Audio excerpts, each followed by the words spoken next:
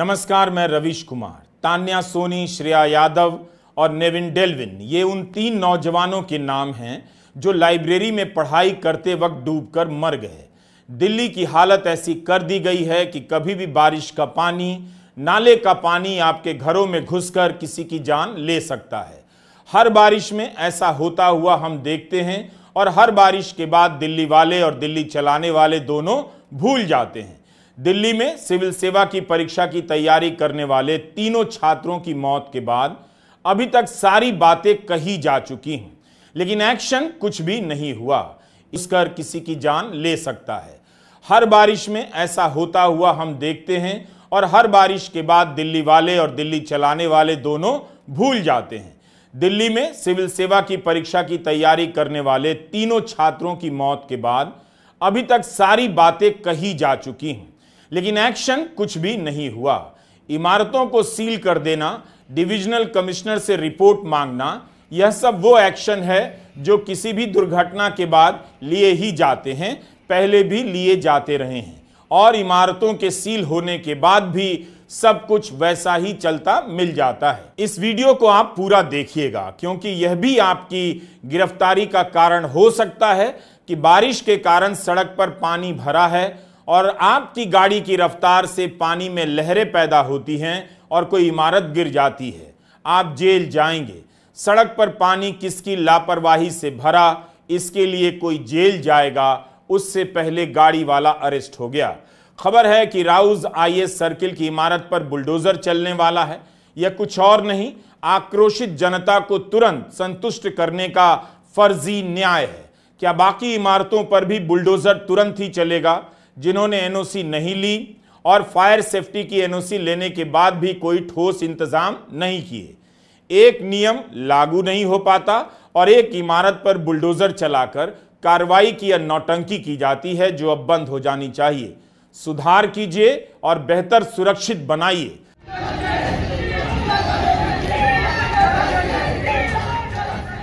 छात्रों को किसी सवाल का जवाब मिल नहीं रहा, जबकि छात्रों की मांगे एकदम स्पष्ट हैं। उनका कहना है कि पुलिस और प्रशासन पहले बताए कि मरने वालों की सही संख्या क्या है। छात्रों को शक है कि संख्या ज्यादा हो सकती है। दूसरा, सुरक्षा में चूक के लिए जिम्मेदार अधिकारी के खिलाफ सख्त कार्रवाई होनी चाहिए। उन कोचिंग संस्थाओं के खिलाफ भी एक्शन लिया जाए जो नियमों का पालन नहीं करते। इलाके में बिजली के तारों और ड्रेनेज सिस्टम को ठीक किया जाना चाहिए। किराए की वसूली में मनमानी नहीं होनी चाहिए। छात्र लगातार प्रदर्शन कर रहे हैं, उन्हें राजनीति के सवाल भी बखूबी मालूम है। करोड़ों रुपए कमाने वाले कोचिंग संस्थानों ने तीनों छात्रों के लिए कोई मुआवजा नहीं दिया। इन संस्थानों के पास इतना पैसा है कि हर दूसरे दिन अखबारों में पूरे पन्ने का विज्ञापन छपता रहता है, तो मुआवजा देने में देरी क्यों? ऐसी भी खबरें हैं कि छात्रों को हिरासत में लिया गया क्योंकि वे अपनी मांगों को लेकर आंदोलन कर रहे हैं। लेकिन इससे हासिल क्या होगा? क्या अगली दुर्घटना टल जाएगी? अब आते हैं बहस के बिंदुओं पर। वैसे बहस से भी कोई रिजल्ट नहीं निकल रहा है। बहस इस बात को लेकर चल रही है कि दिल्ली सरकार के मंत्री को इस्तीफा देना चाहिए, तो कोई कह रहा है उपराज्यपाल को क्यों नहीं देना चाहिए। दिल्ली का बॉस कौन है? क्यों अधिकारी मंत्री की बात नहीं सुनते? अधिकारी किसे रिपोर्ट करते हैं? अगर एलजी को करते हैं तो जवाबदेही उपराज्यपाल की बनती है, अगर मंत्री को करते हैं तो जवाबदेही मंत्री की ही बनेगी। 10 साल में दिल्ली कौन चलाएगा, क्या क्या हुआ, इससे आप अनजान बने नहीं रह सकते। दिल्ली की प्रशासनिक व्यवस्था का यह हाल किसने किया, इसकी जवाबदेही आप तय नहीं कर पाएंगे, क्योंकि जनाब सभी प्रकार की जवाबदेहियों से ऊपर उठ चुके हैं। चूंकि इसे लेकर काफी बहस हो रही है, तो संक्षेप में पहले इसी को देखते हैं। 2015 में गृह मंत्रालय ने एक नोटिफिकेशन जारी किया कि दिल्ली में सर्विसेज यानी नौकरशाही पर उपराज्यपाल का नियंत्रण रहेगा। सर्विसेज के मामले में 5 जजों की संविधान पीठ ने 11 मई 2023 को अलग से फैसला दिया कि इसके विनियमन की शक्ति दिल्ली सरकार के पास है। कोर्ट ने कहा कि दिल्ली का मॉडल अपने आप में एक अलग मॉडल है और अन्य केंद्र शासित प्रदेशों जैसा नहीं है। पुलिस, पब्लिक ऑर्डर और जमीन को छोड़कर बाकी अधिकार क्षेत्र दिल्ली सरकार का है। मगर केंद्र सरकार 19 मई 2023 को एक अध्यादेश ले आई और प्रशासनिक मामलों में अंतिम निर्णय का हक वापस लेफ्टिनेंट गवर्नर को दे दिया। इस अध्यादेश में यह लिखा गया था कि राजधानी में हुई कोई भी घटना या निर्णय सिर्फ इसके निवासियों को ही नहीं, पूरे देश को प्रभावित करता है। अंतर्राष्ट्रीय वैश्विक परिदृश्य पर इसके चलते हमारी राष्ट्रीय प्रतिष्ठा, छवि, विश्वसनीयता और सम्मान दांव पर लगे होते हैं। देश की राजधानी पूरे देश की है और व्यापक राष्ट्रीय हित इसी में है कि इसके प्रशासन में लोकतांत्रिक रूप से चुनी गई केंद्र सरकार के जरिए पूरे देश के लोगों की भूमिका हो। तो क्या दिल्ली की जनता ने अपनी सरकार के लिए विधायकों का लोकतांत्रिक तरीके से चुनाव नहीं किया था? अगस्त 2023 में इसे कानूनी जामा पहना दिया गया और सुप्रीम कोर्ट का फैसला पलट दिया गया। अब जब अफसरों पर उपराज्यपाल का नियंत्रण होगा तो जवाबदेही किसकी होनी चाहिए यह आप तय कर सकते हैं। भारत में किसी आम आदमी की जान जाती है मगर जवाबदेही कहीं तय नहीं होती।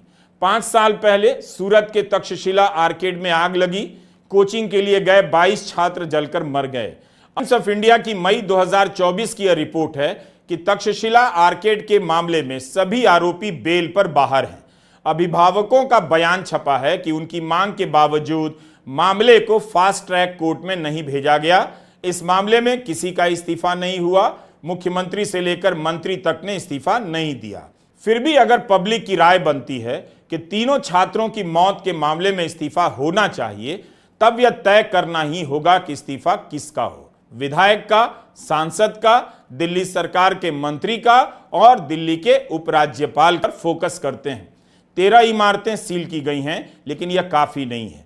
क्या पूरी दिल्ली में नियमों का उल्लंघन करते हुए इतनी ही इमारतें पाई गईं? आगे बताएंगे कि ऐसी इमारतों की संख्या कई 100 में है। ओल्ड राजेंद्र नगर और दिल्ली भर में कोचिंग सेंटर से लेकर बेसमेंट या तंग जगहों में चलने वाली लाइब्रेरी की संख्या कितनी है?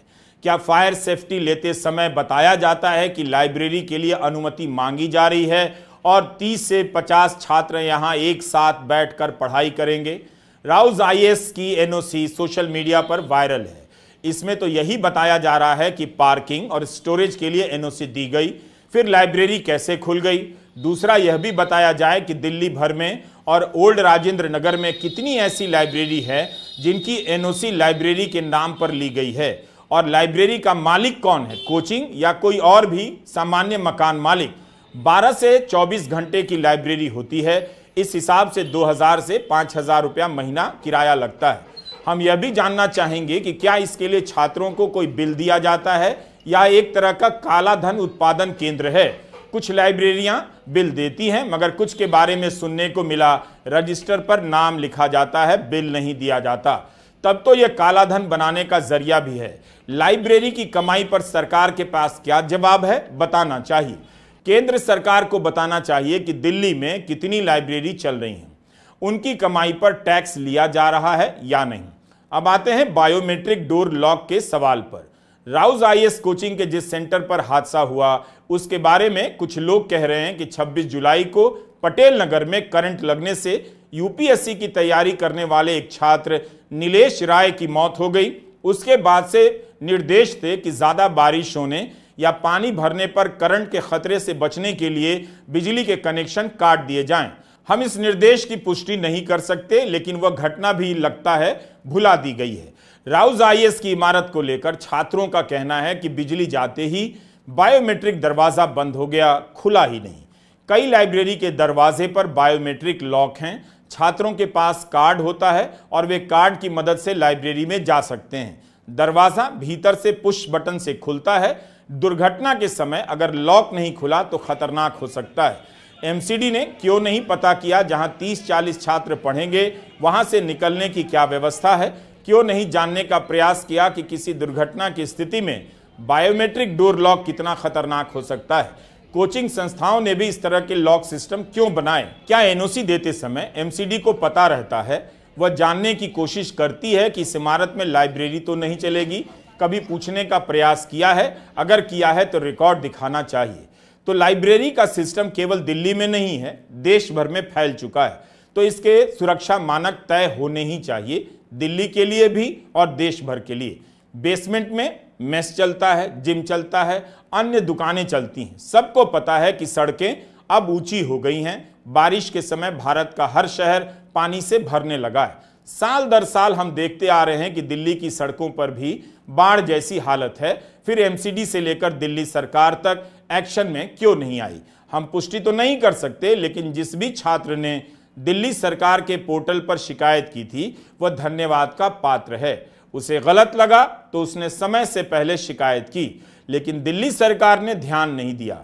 पता करना चाहिए कि पोर्टल की शिकायत दूर करने की जिम्मेदारी जिस अफसर की है वो किसका आदेश मानता है, सरकार के मंत्री का या उपराज्यपाल का। यह पत्र काफी वायरल है कि किशोर सिंह कुशवाहा ने 26 जून को शिकायत की कि राव आईएएस इंस्टीट्यूट में बिना अनुमति के बेसमेंट में क्लास का संचालन हो रहा है, जिससे विद्यार्थियों और स्टाफ की जान को खतरा है।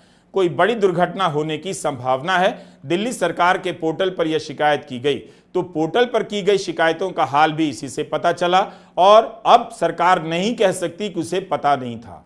किशोर सिंह कुशवाहा ने एक बार नहीं 15 और 22 जुलाई को भी फिर से शिकायत की और याद दिलाया। 27 जुलाई की शाम दुर्घटना हो गई, 3 छात्रों की मौत हो गई।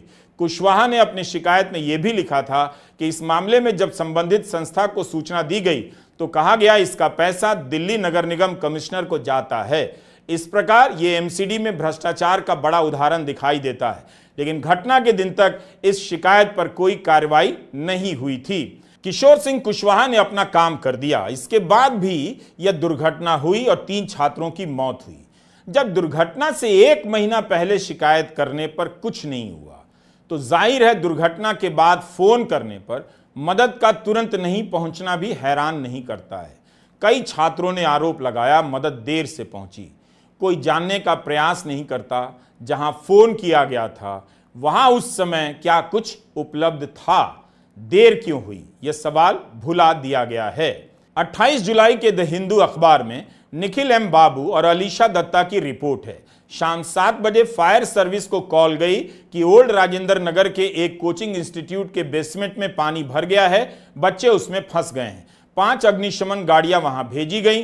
दिल्ली पुलिस, एनडीआरएफ और दिल्ली फायर सर्विस के लोग भी फौरन मौके पर पहुंचे। इलाके के डीसीपी एम हर्षवर्धन ने बताया कि भारी बारिश से इलाके में पानी जमा था। लगता है कि बेसमेंट में अचानक पानी आया जिससे लोग फंस गए। ऐसा कैसे हुआ, हम इसकी जांच कर रहे हैं। मीडिया रिपोर्ट के अनुसार राव आईएएस कोचिंग के मालिक अभिषेक गुप्ता और कोऑर्डिनेटर देशपाल सिंह को गिरफ्तार कर लिया गया है। राजेंद्र नगर पुलिस स्टेशन में कोचिंग सेंटर, बिल्डिंग मैनेजमेंट और इलाके के ड्रेनेज सिस्टम की देखरेख के लिए जिम्मेदार अधिकारियों और फर्म के खिलाफ केस दर्ज किया गया है। पुलिस ने एक फोर्स गुरखा गाड़ी के ड्राइवर और एक अन्य व्यक्ति को भी गिरफ्तार किया है। पुलिस का कहना है कि यह गाड़ी बारिश में पानी से भरे रास्ते पर तेज रफ्तार से आई और राव आईएएस के गेट से टकराई, जिससे दरवाजे पर दबाव पड़ा और वो टूट गया। डीसीपी ने कहा गिरफ्तार किए गए ड्राइवर की लापरवाही साबित हुई है। हो सकता है कि यह कारण रहा हो, लेकिन क्या ड्राइवर जानता था कि पानी इतना भरा हुआ है तो कितनी रफ्तार से गाड़ी चलानी है ताकि लहरों से बेसमेंट में पानी न जाए? एक्सप्रेस ने लिखा है इस गाड़ी या इसके ड्राइवर का कोचिंग सेंटर से कोई संबंध नहीं है। इंडियन एक्सप्रेस ने लिखा है कि ओल्ड राजेंद्र नगर से नजदीकी पूसा मौसम स्टेशन के रिकॉर्ड के अनुसार शनिवार को 5:30 बजे से लेकर 8:30 बजे के बीच इलाके में 31.5 mm बारिश हुई। बेसमेंट में अचानक ही 10 से 12 फीट पानी भर गया। छात्रों को भागने का मौका ही नहीं मिला। चश्मदीदों का कहना है कि इमारत में बायोमेट्रिक सिस्टम लगा है और ऐसे में बिजली जाने पर बाहर निकलने का कोई रास्ता नहीं। एक फैकल्टी मेंबर ने बताया कि जब पानी भरने लग गया तो 112 पर कॉल किया गया, लेकिन ट्रैफिक जाम के चलते मदद पहुंचने में समय लगा। एमसीडी ने क्या किया, क्या कर सकती थी? बेसमेंट में लाइब्रेरी चलाने के मामले में और इलाके में पानी भरने के मामले में एमसीडी की जवाबदेही तय होनी चाहिए। अगर शुरुआत एमसीडी से की जाए तो ऊपर तक जवाबदेही तय होती चली जाएगी। एमसीडी के कमिश्नर की नियुक्ति कौन करता है और नियमों को लागू करने में इनकी क्या भूमिका है, इनके पास कितना स्टाफ है इलाके के अनुसार। एमसीडी को ही पता होगा कि ओल्ड राजेंद्र नगर में कितने बेसमेंट बने हैं और सड़कों पर पानी भरने से क्या खतरा हो सकता है। यही नहीं, जहां भी कोचिंग चल रहे हैं किसी भी शहर में, दिल्ली या पटना में, आप जांच करेंगे तो इसी तरह की लापरवाहियां सामने आएंगी। गनीमत है कि दुर्घटनाएं रोज नहीं होती, लेकिन हर जगह दुर्घटनाओं के कारण व्यापक रूप से मौजूद रहते हैं। 3 छात्रों की मौत के बाद टाइम्स ऑफ इंडिया के सिद्धांत मिश्रा ने बेसमेंट की स्थिति और नियमों को लेकर एक रिपोर्ट की है। मॉडल टाउन रेजिडेंट एसोसिएशन और नेहरू प्लेस मार्केट एसोसिएशन के प्रमुखों ने गंभीर चिंता व्यक्त की है कि इन क्षेत्रों में भी बेसमेंट का धड़ल्ले से मनचाहा इस्तेमाल हो रहा है और यह एक किसी बड़ी त्रासदी को निमंत्रण जैसा है। जैसे ही आप एक इमारत से हटकर बेसमेंट और सुरक्षा इंतजामों को लेकर दिल्ली में नजर दौड़ाते हैं, आपको दिखने लग जाता है कि जवाबदेही भले तय ना हो पाए, लेकिन यह तय कर पाना मुश्किल नहीं कि इस शहर में कहीं भी कोई भी नियम ठीक से लागू नहीं होता। इन नियमों के हिसाब से कुछ भी लागू करना अब असंभव हो चुका है। किसी भी अधिकारी के बस की बात नहीं कि वह सील करना शुरू कर दे। एक से एक प्रभावशाली लोगों की इमारतें हैं, सबको पता है दिल्ली कैसे चल रही है और सबने मिलकर इस शहर के नियमों की इतनी धज्जियां उड़ा रखी हैं कि इन पर कार्रवाई करना असंभव है। आप भी वास्तविकता जानते हैं। दिल्ली सरकार के एक मंत्री सौरभ भारद्वाज ने वीडियो ट्वीट किया। मंत्री अधिकारी से विनती कर रहे हैं, नाले की सफाई का काम देखने चलिए और आईएएस अफसर जाने की बात नहीं करते। क्या कभी आपने सुना है कि मंत्री कहें और आईएएस इनकार कर दें? क्या यही आईएएस दूसरे राज्यों में जहां बीजेपी की सरकार है इस तरह से बोल सकते हैं? सौरभ भारद्वाज के अनुसार यह वीडियो इसी 29 जून का है। नालों की सफाई को लेकर बात हो रही थी। रोड की तो बात कर रहे हैं सब यहाँ बैठ के कि मिंटो रोड की बात कर रहे हैं, आजाद मार्केट की, इसकी उसकी, लेकिन जो पतली गलियां हैं, छोटी गलियां हैं, कॉलोनीज हैं, उसके अंदर डिसिल्टिंग नहीं हुई है, लेबर नहीं है। अनबरासू जी, आज भी पुरानी दिल्ली की फाइल मेरे ख्याल से लेबर की अटकी हुई है। मैंने कब आपसे रिक्वेस्ट करी थी सर? 3-4 महीने पहले। पुराना दिल्ली का छोटी गली sir, it is not with me sir. नहीं, आज अगर वहाँ मिस हैपनिंग होती है, अगर आप राउंड लगाओगे, पुरानी दिल्ली की बात मैं खुद कर रहा हूँ, शायद वो मीटिंग से हटके हो, लेकिन ये और भी जो कॉलोनियाँ हैं हमारी, चाहे वो पटपड़गंज हो, चाहे पंजाबी बाग हो, चाहे रोहिणी हो, पीतमपुरा हो, कुछ भी हो, तो कॉलोनियों में भी पानी भर रहा है और डिसिल्टिंग नहीं हो रही किसी वजह से, क्योंकि लेबर हमने किसी वजह से कम कर दी। क्यों कम कर दी पता नहीं। आज आप चीफ सेक्रेटरी साहब, अगर आप एक राउंड रख लें खुद पर्सनल, मेरे साथ चलें आज अभी, तो आपको अंदाज़ा होगा लोग कितने परेशान हैं। मेरी आपसे रिक्वेस्ट है कि जो जायज़ लेबर है आप एसेस करके कम से कम लेबर बढ़ा दें। जो अभी तक डिसिल्टिंग नहीं हो पा रही है वो हो जाए कम से कम, क्योंकि 2-3 दिन में बरसात चालू होनी है और तेज़ होगी बरसात, तो लोगों को तकलीफ का सामना करना पड़ेगा। मैं ऐसा नहीं कह रहा मेरे घर की लाइन खोल दो आप या गोपाल राय जी के घर का कर दो, लेकिन इसको थोड़ा एसेस कर लो आप, क्योंकि जो आपने एसेस करके 2-2, 3-3 लेबर आपने दी हुई है, वो कुछ नहीं हो रहा उससे। सर आप जल बोर्ड के बारे में कह रहे हैं सर, पीडब्ल्यूडी के बारे में? जल बोर्ड सर, बरसात का पानी जल बोर्ड का लाइन में आना नहीं है सर, वो आ रहा है तो दैट इज दूसरी बात है। आता है। ड्रेनेज की सफाई का मुद्दा अंतहीन हो चुका है दिल्ली और दूसरे शहरों के लिए। लोग हर साल वीडियो बनाते हैं, जल जमाव का वायरल कराते हैं, अगले साल फिर से वही करते हैं। भारत के शायद ही किसी शहर के पास इसका ठोस जवाब मौजूद है, या वो दावा कर दे कि बारिश से पहले ड्रेनेज साफ किया गया है। बारिश का पैटर्न भी बदला है। दिल्ली में 100 नए जगहों की पहचान हुई है जहां कभी पानी नहीं जमता था, वहां बाढ़ जैसी स्थिति पैदा हो सकती है। इसका एक कारण यह भी है कि अब बारिश एक ही दिन और एक ही घंटे में इतनी हो जाती है जितनी 10 दिनों या महीनों में होती है। हमारे शहर बड़ी दुर्घटनाओं के लिए हर समय तैयार हो चुके हैं। एक बार नजर घुमाकर देखिए, अव्यवस्थाओं का समंदर आपको नजर आएगा। हिंदुस्तान टाइम्स में 27 जून को ही स्नेहिल सिन्हा और पारस सिंह की एक रिपोर्ट है, पीडब्ल्यूडी की रिपोर्ट है कि इस साल 100 से अधिक नए क्षेत्रों की सूची बनी है जहां बारिश के समय जल जमाव हो सकता है, बाढ़ जैसी स्थिति पैदा हो सकती है। ऐसे नए क्षेत्र ज्यादातर रिंग रोड से सटे हैं। इसी के साथ दिल्ली भर में 308 ऐसे क्षेत्र बन गए हैं जहां मानसून में बाढ़ का खतरा है। एक्सपर्ट का कहना है कि ड्रेनेज सिस्टम की सफाई पर्याप्त नहीं है। सड़कों का रखरखाव कई तरह की एजेंसियां करती हैं और ड्रेनेज अब इतना पुराना हो चुका है कि जल जमाव और बाढ़ की घटनाएं आम होती जा रही हैं। यह भारत की राजधानी है, अगर यहां युद्ध स्तर पर इसका समाधान नहीं हो सकता तो फिर कहां होगा। जब जल जमाव और बाढ़ का खतरा इतना आम हो चुका है तब फिर बेसमेंट को लेकर नए सिरे से क्यों नहीं सोचा गया। बाकायदा मैपिंग होनी चाहिए थी कि किस इलाके में सड़कों की ऊंचाई बेसमेंट से या उसके उच्चतम तल से अधिक हो चुकी है। अब इस प्रगति मैदान के टनल को देखिए, यह तो नया बना है, इसमें कैसे पानी जमा हो जाता है, पानी भी रिसता है। हाल ही में बारिश आई तो इस टनल को 28 जून को 3 दिन के लिए बंद करना पड़ा। यह वीडियो बारिश के कारण बंद होने के ठीक बाद का है।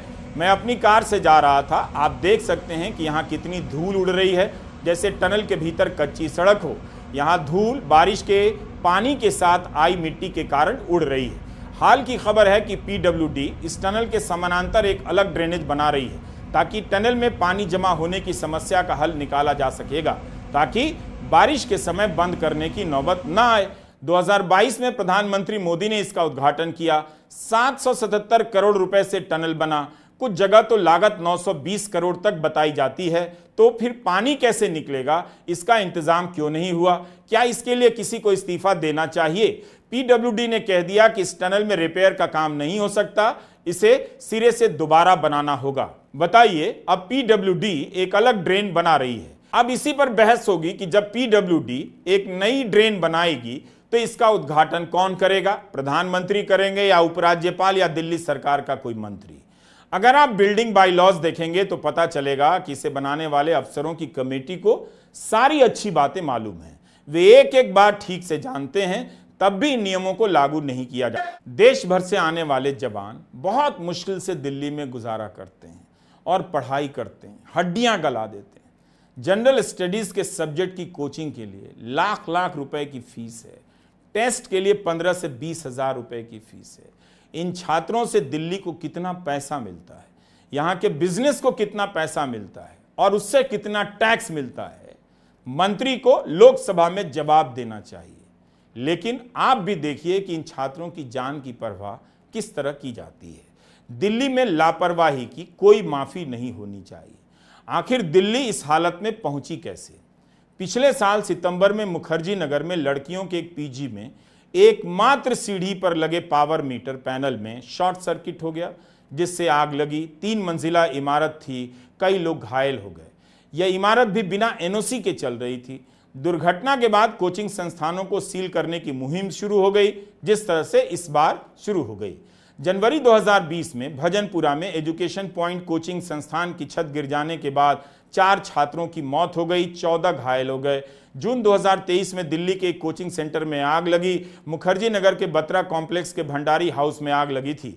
यह भी 3 मंजिला इमारत थी, जिसमें एक बेसमेंट और ग्राउंड फ्लोर भी था। जब आग लगी उस समय 250 लोग इमारत में थे।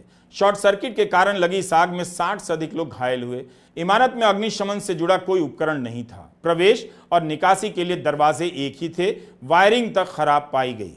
तब इस मामले में हाई कोर्ट ने अपनी तरफ से संज्ञान लिया, सुनवाई शुरू की। दिल्ली पुलिस को एक स्टेटस रिपोर्ट जमा करनी पड़ी जुलाई 2023 में कि दिल्ली में चल रहे 583 कोचिंग संस्थानों में से मात्र 67 के पास अग्निशमन विभाग का NOC था। ये हाल है इन संस्थानों का। हर स्तर पर जान से खेला जा रहा है। दिल्ली फायर सर्विसेज ने स्टेटस रिपोर्ट में कहा, 461 कोचिंग संस्थानों का सर्वे कर यह पाया गया कि फायर सेफ्टी के तरीकों का पालन नहीं हो रहा। दिल्ली सरकार ने भी कोर्ट को बताया कि 95% कोचिंग संस्थानों के पास अग्निशमन विभाग द्वारा जारी किया जाने वाला फायर सेफ्टी सर्टिफिकेट नहीं था, जबकि यह एक कानूनी आवश्यकता है। चीफ जस्टिस सतीश चंद्र शर्मा की अध्यक्षता वाली बेंच ने कहा, जिन कोचिंग संस्थानों में मास्टर प्लान 2021 के अनुसार नियमों का पालन नहीं हो रहा, उन्हें बंद कर दिया जाए। कोचिंग संस्थानों के मामले में लगता है नियमों की परवाह किसी को नहीं। यह सब तब होता है जब इस मामले में हाई कोर्ट, MCD या दिल्ली पुलिस या दिल्ली सरकार से कहीं ज्यादा सतर्क और सक्रिय रहा है। इसी अप्रैल 2024 में दिल्ली हाई कोर्ट ने मुखर्जी नगर में चल रहे कोचिंग संस्थानों के निरीक्षण का आदेश दिया। नाम के लिए 6 संस्थानों को सील किया गया और कहा गया कि जिन लोगों ने पालन नहीं किया उनके खिलाफ कार्रवाई होगी। सरकार का हर काम फ्यूचर टेंस में होता है और जनता के जीवन से खिलवाड़ प्रेजेंट टेंस में हो जाता है। वह फ्यूचर के लायक बचती ही नहीं। केंद्र की जांच एजेंसियां संपादक और सांसद को अवैध तरीके से गिरफ्तार करती हैं और हम एमसीडी से उम्मीद करते हैं कि वह अवैध तरीके से चल रही लाइब्रेरी या चल रहे कोचिंग संस्थानों को बंद कर दे। नमस्कार, मैं रवीश कुमार।